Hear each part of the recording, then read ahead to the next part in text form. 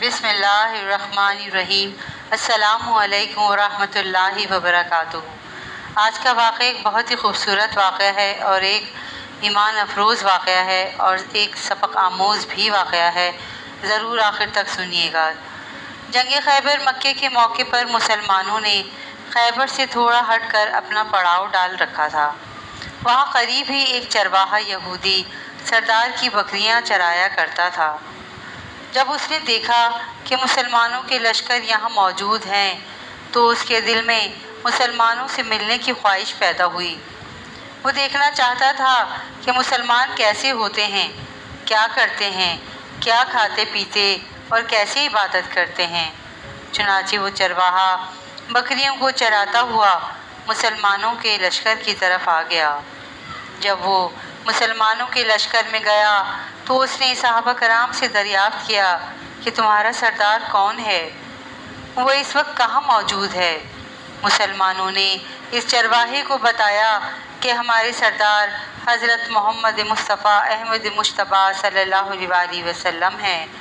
صحابہ کرام نے ایک خیمے کی طرف ہاتھ کا اشارہ کرتے ہوئے فرمایا کہ ہمارے آقا محمد اس خیمے میں موجود ہیں۔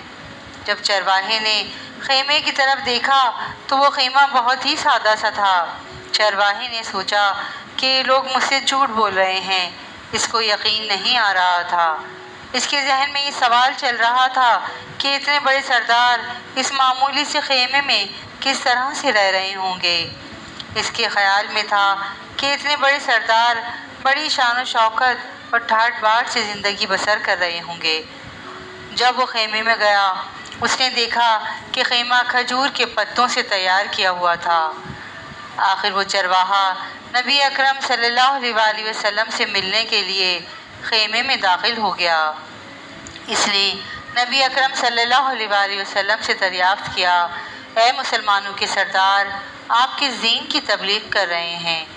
حضور اکرم صلی اللہ علیہ وسلم نے چرواہے کو دین اسلام کی دعوت دی۔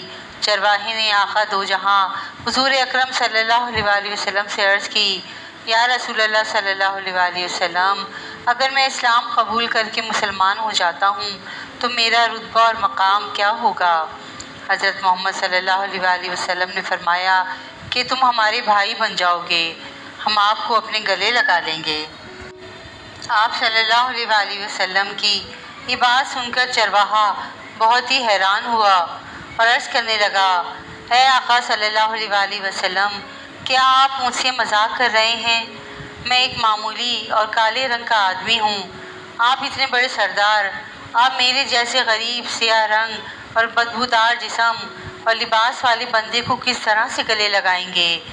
نبی اکرم صلی اللہ علیہ وسلم نے چرواہے کو یقین دہانی کروائی کہ میں آپ کو ضرور اپنے گلے لگاؤں گا جب تم مسلمان ہو جاؤ گے۔ اللہ تعالیٰ آپ کے جسم سے پیدا ہونے والی بدبو کو بہت ہی پیاری خوشبو میں تبدیل کر دے گا اور تمہارے کالے جسم کو سفید کرتے ہوئے اس میں نور پیدا کر دے گا۔ آپ کی باتیں سن کر اس چرواہے نے کلمہ پڑھا اور مسلمان ہو گیا۔ اس کے بعد اس نے عرض کیا، یا نبی صلی اللہ علیہ وسلم، اب مجھے کیا حکم ہے؟ آپ نے چرواہے کو فرمایا کہ تم اس وقت ایمان لائے ہو، نہ تو یہ وقت نماز کا وقت ہے کہ میں تم کو نماز ادا کرنے کو کہوں اور نہ ہی رمضان مبارک کا ہے کہ تم کو روزہ رکھنے کا حکم دوں۔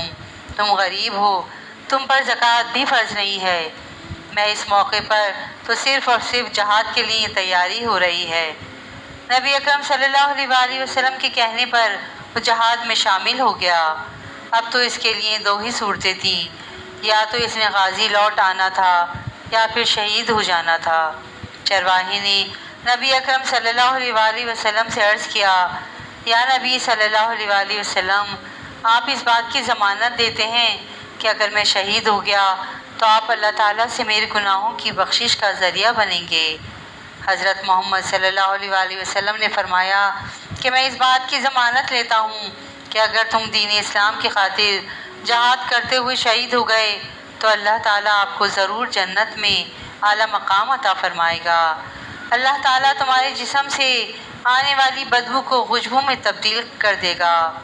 اللہ تعالیٰ تمہارے کالے رنگ کو سفید رنگ میں بدل دے گا۔ نبی اکرم صلی اللہ علیہ وسلم نے اس شخص کو کہا کہ تم ایک یہودی کی بکریاں چراتے ہوئے یہاں آئے ہو، یہ بکریاں تمہارے پاس یہودی کی امانت ہیں، سب سے پہلے اس یہودی کے پاس جاؤ، اس کی بکریاں اس کو واپس کر کے آؤ۔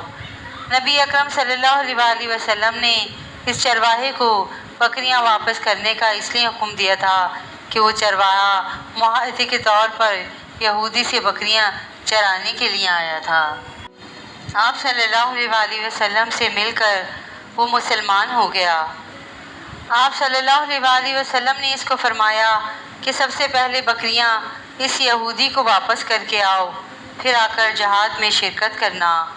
چنانچہ وہ آپ صلی اللہ علیہ وسلم کے حکم کے مطابق اس یہودی کو بکریاں واپس کر کے آیا اور جہاد میں شامل ہو کر جام شہادت نوش فرمائی۔ جب جنگ خاتمے کو پہنچ گئی تو آپ نے صحابہ کرام کو ایک جگہ جمع ہوتے ہوئے دیکھا تو آپ نے صحابہ سے دریافت کیا کہ کیا بات ہے، تم سب یہاں اکٹھے کیوں ہوئے ہو؟ صحابہ نے عرض کی، یا رسول اللہ صلی اللہ علیہ وسلم، جنگ میں ہماری طرف سے ایک ایسا بھی شخص شہید ہوا ہے جس کو ہم میں سے کوئی بھی نہیں جانتا ہے۔ جب نبی اکرم نے اس چرواہے کی لاش کو دیکھا تو آپ صلی اللہ علیہ وسلم صحابہ کو فرمانے لگے کہ اس شخص کو آپ میں سے کوئی نہیں جانتا ہے، لیکن میں اس شخص کو جانتا ہوں۔ یہ وہ اللہ کا بندہ ہے جس نے اللہ تعالیٰ کی ذات کو ایک سجدے تک نہیں کیا ہے، لیکن اس چرواہے کی میں گواہی لیتا ہوں کہ اس بندے کو اللہ تعالیٰ جنت میں داخل کرے گا۔ اللہ تبارک و تعالیٰ نے اس بندے کے حق میں جنت لکھ دی تھی، اس پر دوزخ حرام کر دی تھی۔ میں دیکھ رہا ہوں کہ اس بندے کو اللہ تعالیٰ کے حکم سے فرشتے غسل دے رہے ہیں، اس کے جسم کی بدبو خوشبو میں اور جسم کی سیاہی سفیدی میں تبدیل ہو رہی ہے۔